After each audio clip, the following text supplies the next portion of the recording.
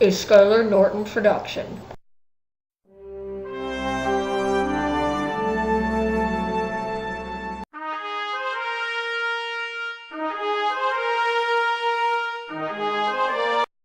On May 14th to May 17th, 1863, General Robert E. Lee held a meeting with Confederate President Jefferson Davis to decide on a strategy to bring down the Union states.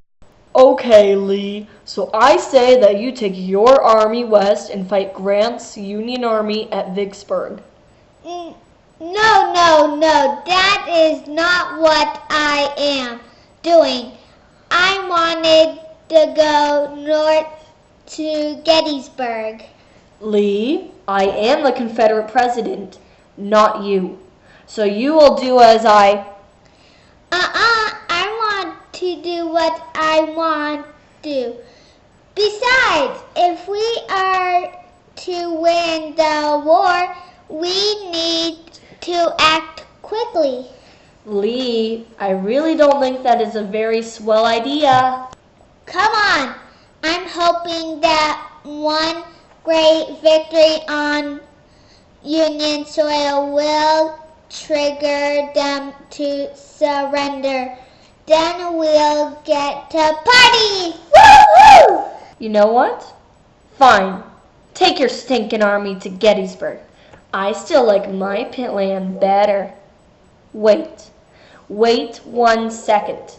If we go north to Pennsylvania, but hide our objective of Gettysburg, the Union will think we're heading towards the capital and might surrender. Lee, you're a genius! Am? Oh, yeah, I am.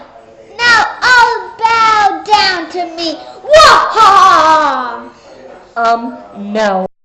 Later in May, Lee prepared his army of 75,000 men to start north. The real reason Lee sought to head north was to hide his objective of Gettysburg, to scare the Union into thinking he was going to attack Washington, D.C. The Union Army learned of the Confederates' march north in early June. When President Lincoln found this out, he immediately called for a meeting with Commander of the Union Forces, General Joseph Hooker. General Hooker? Yes? I need you to do some things for me. Okay. First of all, I want you to follow Lee's army and find out what they're doing. I know they're heading this way. I'll do whatever you say. Prepare your men for battle. Get thousands of them ready. Surely do. And go jump off a bridge. Sorry, I ain't doing that for you. As the Confederate Army marched toward Pennsylvania, the Union Army pursued them. In June, the temperatures rose to a high of 95 degrees by early afternoon. Some of the men began to stagger behind as they suffered from sunstroke. The soldiers moved onward as they sweat and kicked up dirt clouds which clung to their skin and uniforms. 26th, General Early's army, one of the divisions of the Confederate Army, arrived in Gettysburg. Gettysburg was a fertile farmland with a series of rolling hills. Just south of the town sit Cemetery Hill, Culp's Hill, Little Round Top, and Big Round Top. Gettysburg had a population of about 2,400.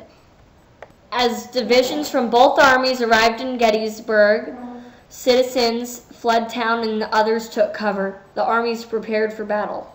General Meade's army had 90,000 men, and General Lee's army had 77,000 men. June's end turned into July. The men could only guess what the next days held.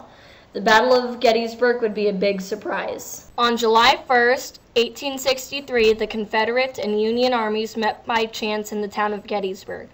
The attacks did not follow as a planned course. The smoke of the battle made it hard to see, so people could only see within a few yards of their location. The soldiers met volleys of ammunition. The rifles the men brought were loaded with soft lead bullets. When they hit a soldier, the bullets would spread out inside the wound and often require the area to be amputated. Snape! Dr. Snape! This soldier has been wounded. Please, you've got to help him. I am Snape, the medical master. I must save him. Oh, thank you, Doctor. Whatever. They fought on. The Union brigades occupied McPherson's Ridge. The Confederates moved toward them and were attacking and winning at first. Then the Union foe got them cornered in a trench with 20-foot-high walls, so they had to surrender. Battle took up all of Gettysburg.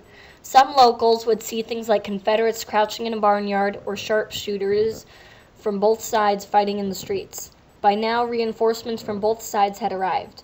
One brigade went after a few Union troops instead of joining up with the rest of the Confederate divisions. O'Neill's men were shot down as easily as a hunter attacking a lame deer. 70% of his troops died. Lee could have retreated and saved his army from many casualties, but he forced the battle onward. In the evening, fighting ended for the night. On the next day, July 2nd, Longstreet attacked. He used cannons as a desperation attempt to take down the Union line of General Sickles' army. Meanwhile, Confederates saw a small cluster of Union soldiers on Little Round Top from Big Round Top and sought to secure it. The battle advanced to that location. General Ewell launched an attack on Culp's Hill at about 7 p.m. When night fell, Union reinforcements arrived to help secure Culp's Hill through the night. This day, Meade had lost 20,000 Union soldiers to the fights. During the end of the day on July 2nd, both armies conducted meetings on what strategy to use for the next day. 4 a.m. on July 3rd, the fighting broke out again. Confederates climbed straight up Culp's Hill, and the Union tried to stop them from above. The Confederates had been forced off by 11 a.m. One of Lee's other generals also failed their mission. It seemed that Robert E. Lee's plan was already breaking up. Around 1 p.m., Lee used a huge attack with his cannon, hoping he would drive away the Union's front line of men.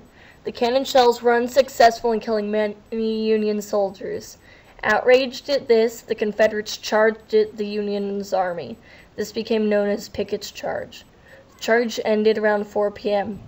Thousands of men from both soldiers died during it. That night, the Battle of Gettysburg ended. Many Confederates retreated south. The Confederate Army had suffered about 20,500 losses. The Union Army losses toppled that, with 23,000 losses. After the battle, the town smelled for weeks. Many men were buried in mass graves, while the dead horses were thrown into a pile that would burn for weeks on end. On November 18, 1863, President Abraham Lincoln read the Gettysburg Address at a dedication ceremony.